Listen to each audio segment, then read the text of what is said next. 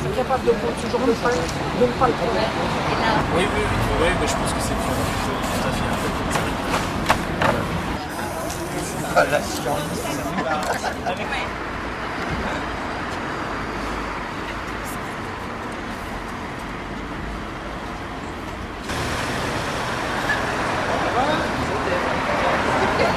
Michel, elle ici.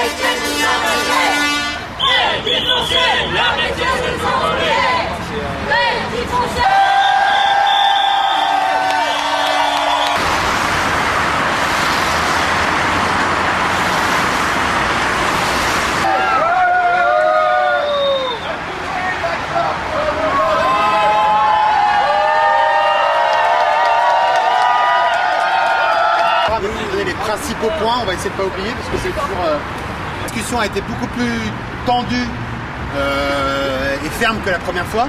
On a donc signifié l'ensemble des choses sur ce qu'on s'était dit, c'est-à-dire qu'à partir de maintenant, on avait engagé les procédures juridiques avec l'UFC Que Choisir, qu'on engageait les éléments de négociation en commun avec l'UFC Que Choisir. Il y a eu une discussion assez tendue avec des aspects économiques aussi, alors je ne vais pas vous faire grâce de ces éléments-là, sur la teneur des propositions qui vous sont faites pour une partie. Jusqu'à présent, les propositions individuelles. Nous, on a expliqué dans un mail qu'elles étaient inacceptables, inadmissibles. Alors, ils ont commencé à expliquer que c'était faux qu'au regard du marché, elles étaient inacceptables et inadmissibles. Donc, on leur a expliqué que la question, c'était pas le marché, de savoir si 5,20 ou 5,30 c'était le marché aujourd'hui, ou hier, ou demain, etc. Le problème était que c'est pas ce qu'on avait signé, que le taux maximum auquel s'étaient engagés les gens, on était très loin du 5,20, du 5,30, était au maximum généralement de 4,90 pour les plus récents entre nous, et que c'était ça le problème. On a dit que c'était par rapport à ça qu'il y avait un problème, y compris pour les familles, de pouvoir payer dans leur budget, y compris les éléments, parce qu'on a discuté fortement sur le fait qu'il y avait bien eu tromperie à l'origine, qu'on avait des preuves, etc. Évidemment, ils ne reconnaissent pas en tant que tel, ils disent bien, on peut entendre qu'il y ait des problèmes dans la façon dont ça a été vendu, mais évidemment, ils ne vont pas reconnaître les choses. On a de nouveaux rendez-vous vendredi prochain à 12h15. On a signifié que ça se passerait maintenant en commun avec l'UFC Que Choisir. Que de fait, puisqu'il y avait un hiatus, comme il disait, entre notre position qui était de demander les prêts tels qu'ils nous avaient été vendus parce qu'il y avait un tromperie à la base et la leur, cet écart, on avait deux choix.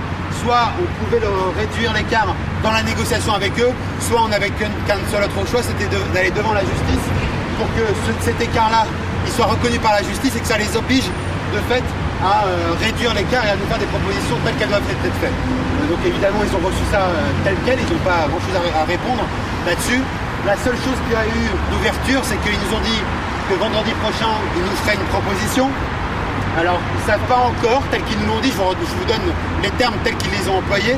si ces propositions resteraient sur un domaine individuel ou s'il y aurait une réponse collective. Ce qui change les choses, parce que si elle est collective, à un moment donné, c'est des choses qui doivent être communes entre nous, c'est ce qu'on demande. Donc, il y a cette petite porte d'ouverture, on a senti que de toute façon le ton et la tension étaient montés. Forcément, même si ils ont fait semblant de ne pas avoir d'informations par rapport à lui.